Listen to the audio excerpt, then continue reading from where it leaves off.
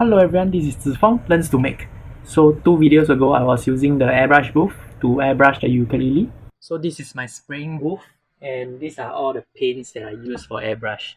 Now I'm going to airbrush this. And the airbrush booth in that video is spoiled, so I need to make a new one.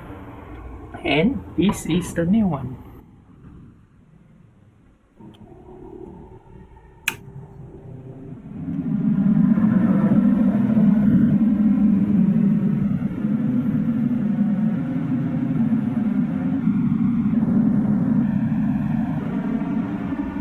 Okay, I don't know that if anybody is airbrushing stuff inside their bedroom like me. You're not supposed to be airbrushing stuff inside your room. But if you live in a small house and you sit in the same place at least 18 hours a day, everything that you use will be around you. So my airbrushing booth is right here. My computer is right behind this camera and everything else is just around me.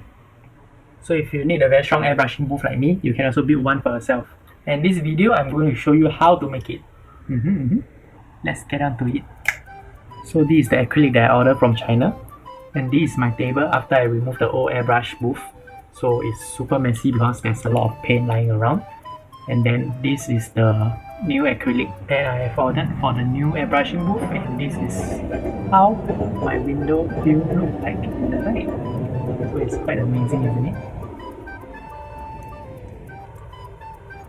Okay, so it has been a week that I've placed my acrylic glue in school and I cannot go back to school to take it. So I borrowed the acrylic glue from my friend.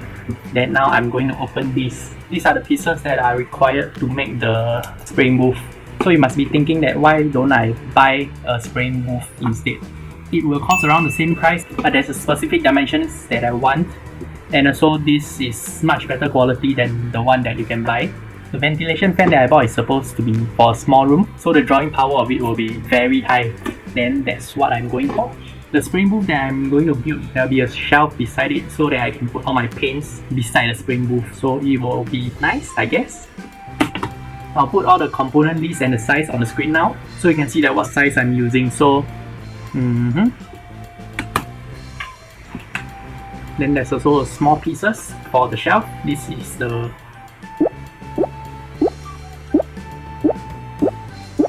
This is for the height. There's 2 different heights. This is for the taller bottles, so it's supposed to be like that, something like that. And then the shorter ones, which is for the normal bottles that I'm using. Now you see that it's cloudy because there's a film on it and it doesn't look that clear now, but don't worry, it will be clear. So these are the side pieces. I only need 2, but I always buy extras. And if there's some breakage during the shipping, at least I got 1 extra. This is the back piece for the spraying booth. This is the top piece. So I ordered the acrylic and asked them to laser cut everything to sizes so I don't have to do anything other than sticking. Also, one thing that I have to say is that this hole is a 25cm hole. But my fan is a 20cm fan because I made a mistake. Thought I bought a 25cm fan. Just place a layer of foam here. I bought 1 additional one again. So everything will have some extras if it breaks during the shipping or I make some mistake. So since this is the bottom piece, this can be a gauge for the size of the spraying booth. And let's say if I put it here.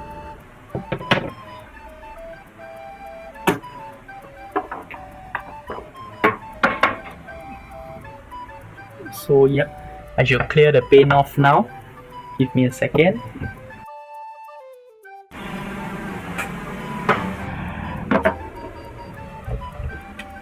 So this should be the bottom piece and this is the back piece. It should be like that. And these are the side pieces. So this is roughly how big it should be sitting on my table. This side pieces is the width of the shelf. And I'll build the shelf along this piece. Yep.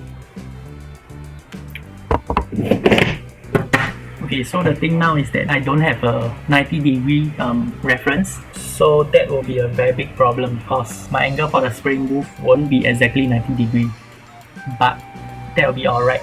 I'll just need it to be stable enough. So I will shift the camera downwards. So to stick it, I have to remove the plastic layer. I'll just remove one side of it. And for the side pieces, I have to remove both of the plastic. Yep, now you can see that it is super clear and it should go well here. So I've placed the acrylic beside the cabinet. There's a 90° here. So technically I can get not a perfect 90° but close enough one. Then I'll stick the acrylic down here. Now acrylic glue.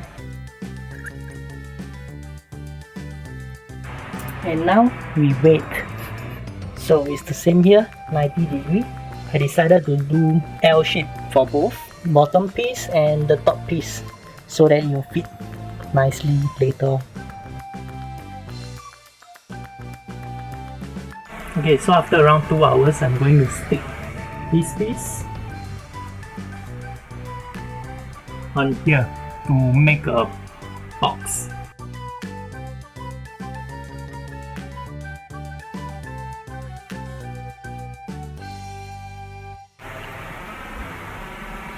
So now we'll wait for at least 4 hours.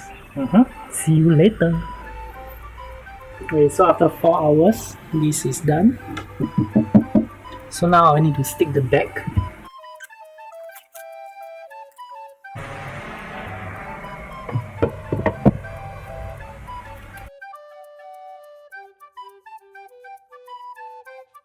Okay, while this is drying, I'll show you the fan, the ventilation fan.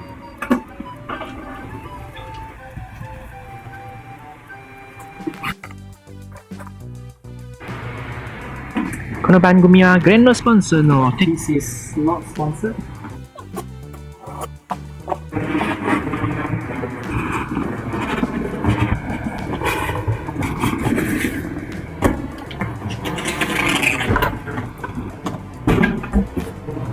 And this is the fan. This box cost me $93. It is not the cheapest fan. You must be thinking, why am I buying such a big fan for my ventilation? Because I'm doing airbrush in the room that I sleep in. So I don't want any fumes to get inside my room. I want all the fumes to get out. The normal airbrush booth that you see, this is around $200. The air suction is about 4 meter cubes per second. And this is 10 meter cubes. Oh my god! You can draw 2.5 times more air, and I use it just for airbrushing. So yeah, it's a huge air fan. Oh my god! Although I know that this is 20 cm weight.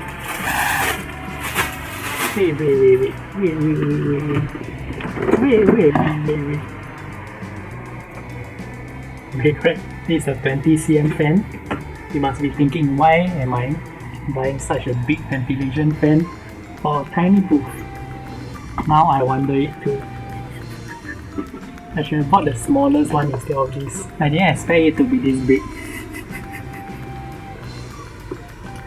Okay, so this fan is used for a room that is 18 to 36 meters cube. And now I need to wire it up. Okay, so this was the plug that was left over from the previous ventilation fan. And now I'm going to connect this to here. I'm going to put a heat shrink tube on all of the wires that I'm going to connect. If you don't have a heat shrink tube, an electrical tape will do the same job. Basically, I like to use the heat shrink tube because the end product will look more professional. Not that it matters, but yeah. The yellow from here is the ground. I will connect it to the ground and then push the heat shrink over and burn it. And then repeat the process for the black and the red wire.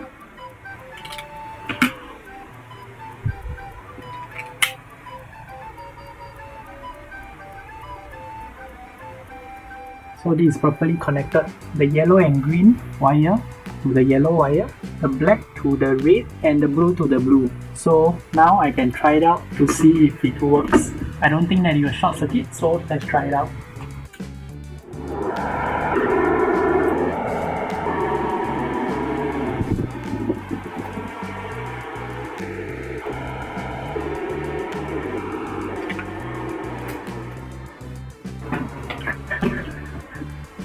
Okay, the drawing power is a bit scary. Should I just use this as it is?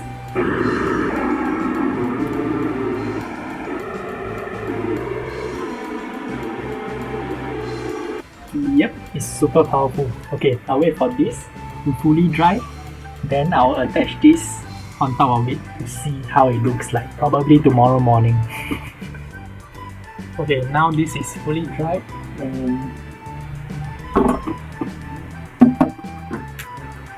So this will goes here. So now I'll build the shelf beside here.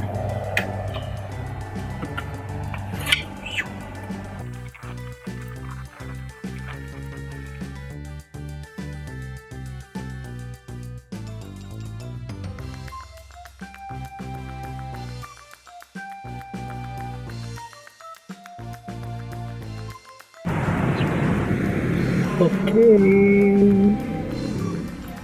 so after a few hours, it has dried.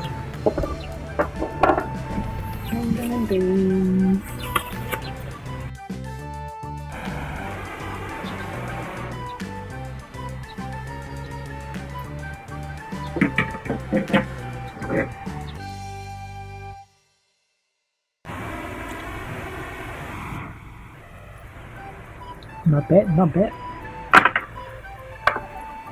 The best part about this shelf is that it's clear acrylic. So when I'm spraying here, I can just take the paint like that.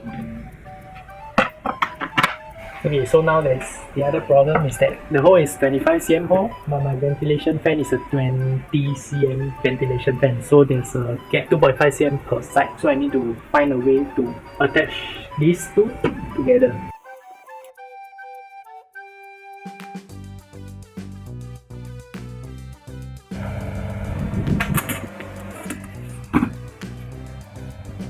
So I got this plate, then I got this fan here, and I'll just cut some of this pipe over here.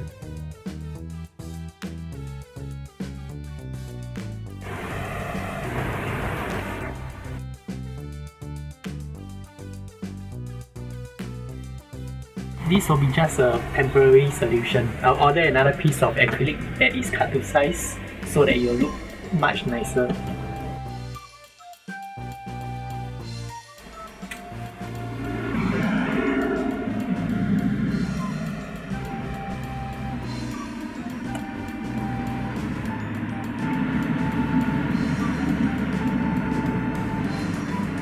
The ventilation fan is not supposed to be that strong. So this is my new spring roof, and after today you will see me use it a lot. So that's it for this video, and see you again in the next one.